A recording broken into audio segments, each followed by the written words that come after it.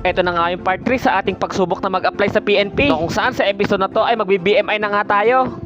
Ito na nga yung araw na mayroon ng announcement para sa BMI. Bali bukas na nga yung magiging schedule natin mga kuys, kaya lalarga na nga kaagad tayo mula dito sa may Santiago City papunta ng Tugigaraw. Bali panghapon pa naman yung schedule natin, kaso nga lang baka kasi umulan bukas kaya ngayon na tayo lalarga. Bali nakamotor lang din naman kasi tayo mga kuys. Ang iniisip ko baka mabasa nga yung mga papeles na dala-dala natin. Hindi din kasi natin masabi kung ano yung panahon, bigla-bigla na lang umuulan. Kaya naman sinamantala ko na nga bumiyahe ngayon mag-isa mula Santiago City hanggang Tugigaraw. Medyo may kalayuan nga din itong biyahe na to. Buti na lang din talaga medyo sanay ako sa mga ganitong ride, yung solo ride lang. Pangarap ko talaga na maikot itong buong Pilipinas gamit lamang ang motor, tapos itong Tugigaraw matatakot ako. Hindi no? And finally nakarating na nga tayo ng Tugigaraw mga kuys. Bali may dalawang tropa nga tayo na bumiyahe na kanina. Bali naka-check-in na nga sila mga kuys. Bali sasali na lang tayo sa kwartong inupahan nila. Bali mga kasama nga natin si tropang Daniel at si tropang JM, mga kapwa-aplikante natin sa may station 1. Kinaumagahan ay nagre-ready na nga kami para sa BMI. Bali 550 pesos pala itong kwarto na to mga kuys, divided by 3. Bali tag 183 pesos nga kami dito kapag naghati-hati kami. At dito nga mga kuys palarga na kami papunta ng Recom. First time ko lang din talaga makapasok sa kampo na to. Last time na sumubok kasi tayo mag-apply dun sa may NCRPO. Fast forward tayo mga kuys, natapos na nga kaming mag-BMI at ito na nga yung resulta, nakapasa tayo. Pagpasensyahan nyo na lang mga kuys kung wala nga tayong video sa loob ng kampo, bawal din kasi mag-video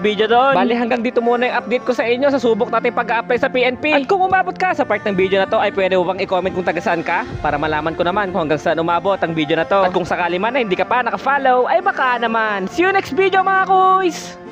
Uy, kuys! Nabilitaan mo na ba yung naka-flash sale ngayon na tubeless na gulong sa Shopee? Bali, eto nga pala ang KRX tubeless tires. Sa halagang 420 pesos nga ay pwede ka na magkaroon nito. Lahat nga ng rim sizes ay available sa kanila. Kaya kung ang motor mo nga ay NMAX, Honda Click, Aerox, Sniper o kaya Raider, ay tamang-tama nga sa'yo ang video na to. Kaya habang nakabodega sale nga sila ay mag-order ka na ng gulong mo. Paubos sale na lang to.